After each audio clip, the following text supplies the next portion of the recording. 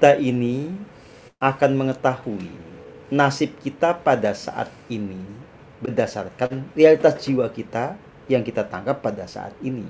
Ya. Tetapi apakah seminggu ke depan, 2 minggu ke depan, 3 minggu ke depan, atau 30 tahun ke depan semuanya akan sama dengan hari ini? Tentu saja belum tentu. Ya.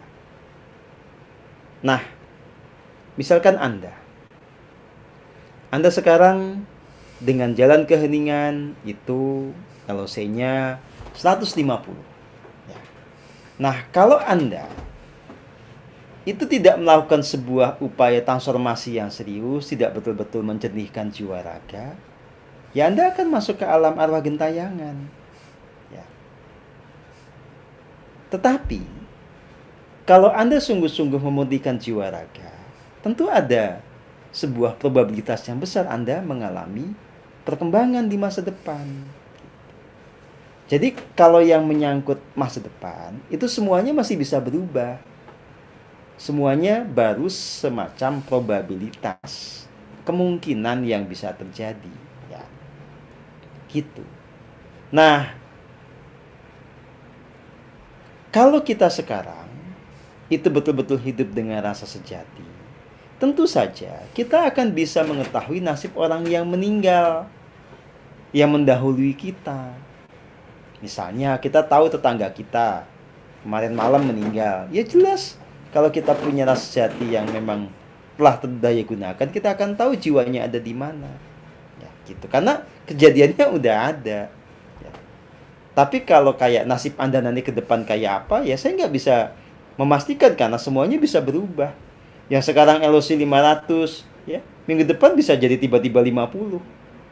Sebaliknya yang sekarang LOC-nya 50, kalau Anda bekerja keras, minggu depan bisa 300, bulan depan bisa 500. Ya.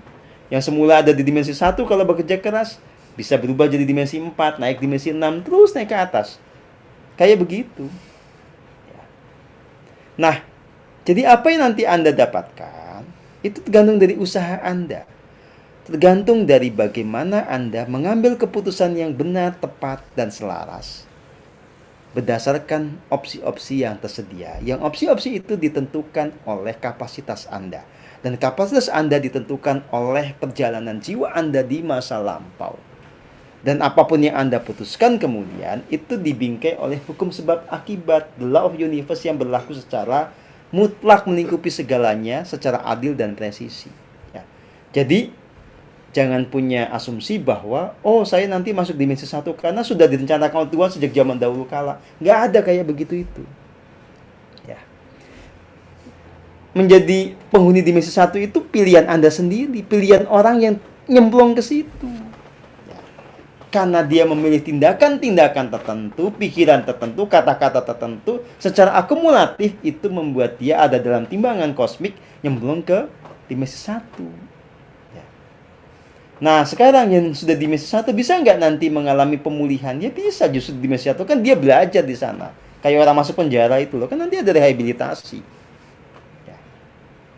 Gitu. Termasuk begini. Mungkinkah yang namanya iblis itu suatu saat akan masuk surga? Nah, ini pertanyaan yang lucu kan gitu. Gini. Iblis itu kan bedanya dengan manusia cuma pada soal bungkusnya, ya.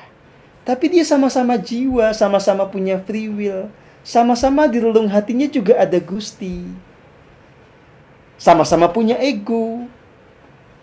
Nah, iblis itu dengan egonya, dengan free will-nya, dia memilih untuk membangkang, untuk setia dalam pembangkangan. Ya.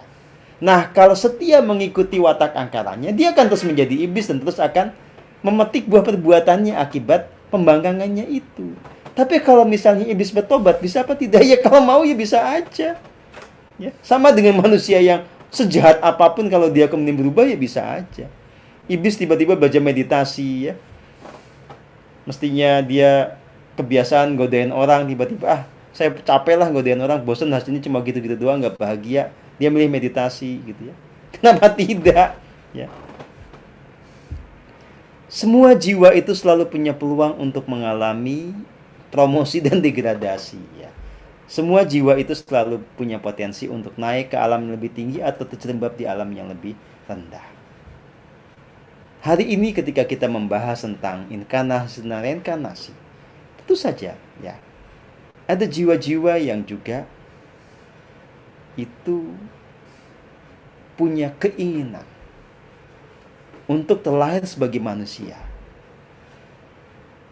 untuk memperbaiki apa yang pernah dia capai di kehidupan yang lampau, untuk melanjutkan proses evolusinya menuju kesempurnaan. Ya. Nah, makanya sekali lagi, Anda yang sudah jadi manusia, jangan menyia-nyiakan kesempatan ini. Ya. Apalagi kalau Anda sudah belajar di Saudara Matahari. Anda sudah dibimbing dengan sungguh-sungguh oleh saya, oleh para pamomong, oleh para leader. Anda diajari cara hening yang benar seperti apa, yang itu sama sekali tidak menyulitkan Anda. Karena bisa dilakukan dimanapun Anda berada, bisa dilakukan sambil Anda kerja. Ya. Dan orientasi dari praktik spiritual kita adalah betul-betul memurnikan jiwa raga. Dan kita mengembangkan format evaluasi membuat setiap orang bisa tahu tingkat kejeniannya seperti apa. Bisa mendapatkan umpan balik untuk melakukan perbaikan yang signifikan pada pelaku dan langkahnya di kemudian hari.